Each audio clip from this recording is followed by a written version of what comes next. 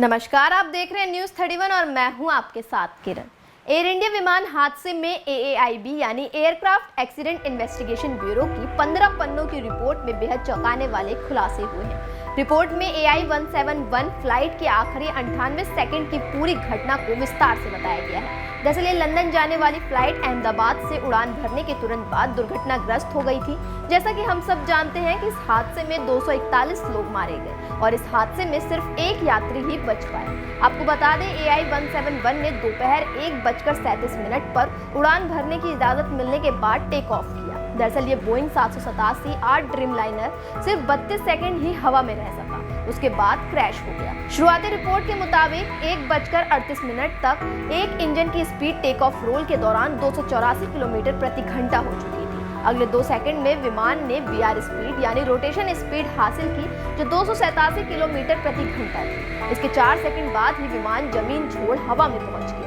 आपको बता दें, रिपोर्ट में विमान के टेक ऑफ की पल पल की जानकारी दी गई है और बताया गया है कि हवा में जाने के बाद विमान की स्पीड 334 किलोमीटर प्रति घंटा रिकॉर्ड की गई। इसके तुरंत बाद रिपोर्ट में बताया गया कि विमान के इंजन बंद हो गए और विमान ने अपना थ्रस्ट खोना शुरू कर दिया।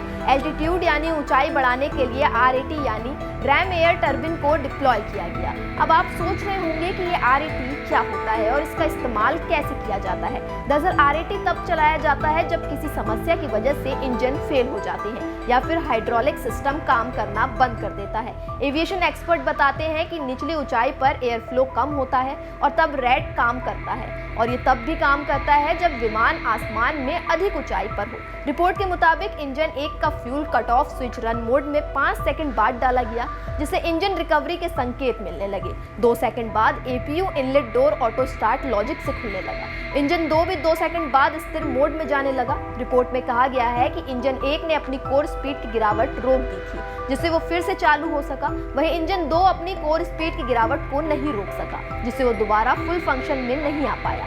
जिसके बाद मेडे कॉल दोपहर 1:39 पर की गई, लेकिन 6 सेकंड बाद ही EAFR ने रिकॉर्ड करना बंद कर दिया। रिपोर्ट के मुताबिक एयर ट्रैफिक कंट्रोल अधिकारी ने मेडे कॉल पर जवाब मांगा, लेकिन कोई प्रतिक्रिया नहीं मिली, क्योंकि विमान तब तक हवाई अड्डे की सीमा के बाहर दुर्घटनाग्रस्त हो चुका था। यानी कि कुल मिलाकर इस रिपोर्ट के मुताबिक अहमदाबाद प्लेन हादसे की असल वजह विमान के दोनों इंजन फेल होना है।